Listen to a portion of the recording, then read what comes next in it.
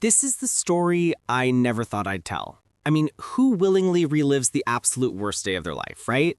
But the thing is, what they meant to be my deepest shame, that day, it ended up changing everything. Not just for me, but for this whole city, you know? So, my name's Anya Thorne, and I still am, a federal judge down at the Justice Center, right by the Mississippi River. I'd spent 20 years fighting my way up, always doing the right thing, trying to make sure the scales actually balanced for people who looked like me, who didn't have a voice. And the morning this story kicks off, I was heading in for a major misconduct hearing. This wasn't just some small traffic ticket thing. This was two high-profile, notoriously brutal patrolmen, Officers Pierce and Vogel.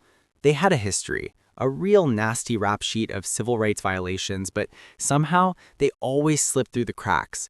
Today was their reckoning, and I was the one holding the gavel. I remember picking out my suit that morning, a sharp sapphire blue, something that said authority without having to wear the robes yet.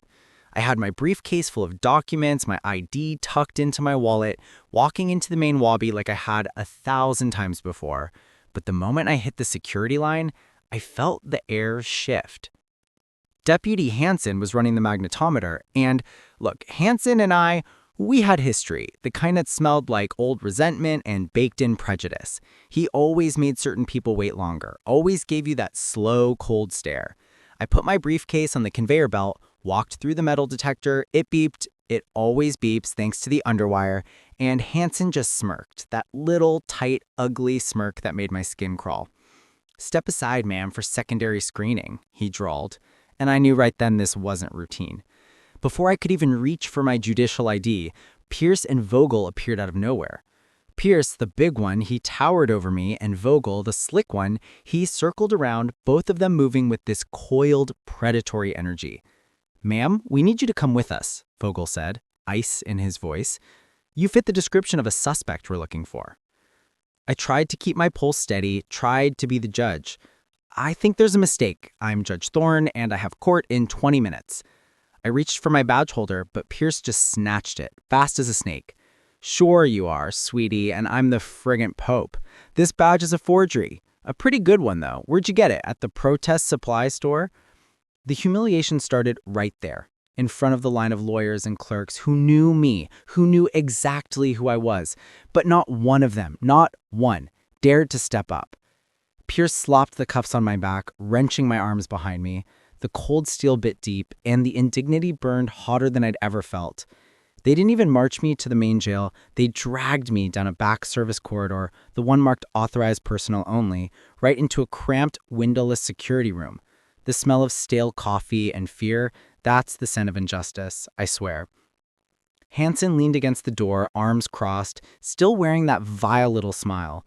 Vogel forced me down into a metal chair bolted to the concrete floor. "Still talking like a judge?" he whispered, his face inches from mine.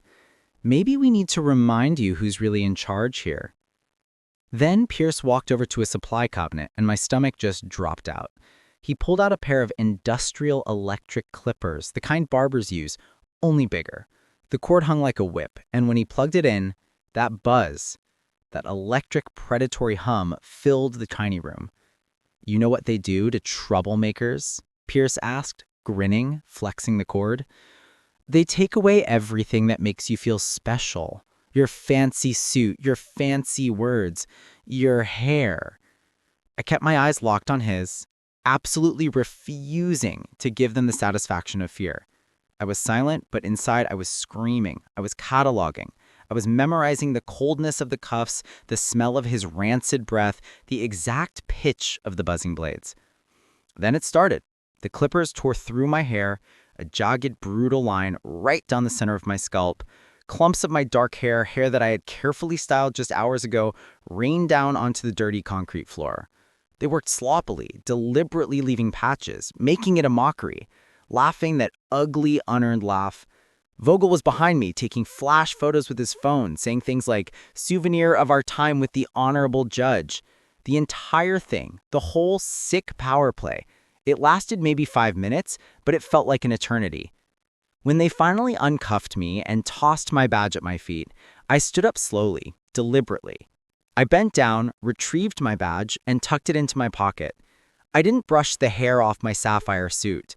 I left it there, because those clumps, those rough patches on my scalp, that wasn't humiliation anymore. That was evidence. I walked back through that corridor, past the gawkers, picked up my briefcase, and walked straight to courtroom 3B. The gallery was packed, buzzing with anticipation for the misconduct hearing, and then the clerk called, "All rise, the Honorable Judge Anya Thorne presiding." I pushed through those heavy chamber doors, and I could physically feel the entire room sucking in a collective gasp. I saw Pierce and Vogel at the defense table, their uniforms pressed, their little smirks in place, and then they saw me. They saw the bright, harsh courtroom lights reflecting off my newly bald scalp, saw the raw red scratch marks left by the clippers. The look on their faces, it was priceless. The color just drained right out. It was a perfect sudden realization that they hadn't just attacked a random person. They had attacked the one person in this courthouse with the power to destroy them.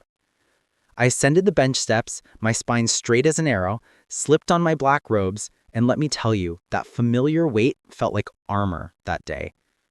"Good morning," I said, my voice clear, steady. "This is case file 804, the People versus Officers Richard Pierce and Jonathan Vogel." That very afternoon, I made my first move. During the recess, I summoned Deputy Hansen to my chambers. He strode in with his usual swagger, but I didn't let him sit down. I opened his complete personnel file, the one the system kept hidden, not the sanitized public version. I read him every complaint, every instance of racial profiling and abusive power he had successfully buried over 20 years. And then I played a recording. Hansen's voice, clear as a bell, instructing Pierce to delete the evidence. I looked up and I said 3 words that I had been waiting 20 years to say: "Your badge, deputy." Hansen was arrested right there, cuffed by the U.S. Marshals. That's when the real war began. The police union went ballistic. They used every media contact they had. DA Harold McCoy and Chief Judge Sterling, my direct superior, they started a coordinated smear campaign. The headline screamed, "Judge Thorne physically confronts security. Unstable judge must recuse." They tried to paint me as the hysterical, emotional black woman who was unfit for the bench. But every time they attacked me, every time I saw my raw, bare scalp in the mirror, my resolve just hardened. Then Detective Ben Carter came to me. Ben was one of the good ones, and he was terrified. He'd worked with Pierce and Vogel, seen their corruption, seen how Sterling and McCoy had been systematically covering for them for years, literally a bury-the-file operation. Ben brought me his personal notebooks, dates, times, names, original reports before they were falsified. He was risking everything, and I knew it. And then, the system showed its true brutality. A few nights later, they found Ben in his driveway, beaten within an inch of his life. Multiple fractures, internal bleeding. It wasn't random. It was a message. They wanted those files. They wanted me to back down. But they forgot one thing. They didn't get the most damning evidence. That night, my clerk, a young woman named Alara Vance, slipped a small black USB drive under my door. Alara was one of the clerks who had been standing in line that morning, and while Pierce and Vogel were focused on the power play, Alara had filmed the whole thing on her cell phone right through the partially open door of that security room. She risked her career, her safety, everything, to get me that unedited, time-stamped footage. I plugged that drive into my laptop, and I watched the worst moment of my life play out again. Pierce's vicious smile, Vogel's cold mocking laughter, the sound of the clippers tearing through my hair. I watched the shame they tried to impose, and I watched my own recorded self silent and unbowed. That video wasn't just proof of assault, it was proof of their arrogance, their absolute certainty that they would never face consequences. The next morning, Chief Judge Sterling called me into his office. He tried the smooth approach, the save your career speech. "Claudia," he said, using my first name, a subtle power move. "This has gone far enough. Recuse yourself now, or I will file a formal review of your fitness to serve." I just looked him dead in the eye, and I said, "You wanted me to recuse myself?" "Request denied, Chief. My integrity isn't negotiable." unlike yours. Then I walked straight back into courtroom 3B. It was packed even tighter than before. I started by reading the sealed files I'd recovered, the decades of buried abuse committed by Hansen. Then I hit the button on my desk. The large projection screens in the courtroom flickered to life. "The court will now view security footage from the day in question," I announced. You could feel the air pressure drop. On the screen, the unedited video played out in crystal clarity. The fake arrest, the forced march, the brutal humor of Pierce and Vogel, the sound of their laughing, their taunts, it filled the courtroom. Jurors gasped. Reporters furiously typed. Pierce suddenly lunged up, screaming, "This is garbage! You can't show this!" The courtroom exploded into chaos. But before I could even bring the gavel down, the heavy doors opened, and a team of federal agents from the Department of Justice strode in. They announced they were taking over the investigation. Systemic corruption, Civil Rights Division. It was over. The truth, thanks to Alera, thanks to Ben, thanks to that video, had finally broken through.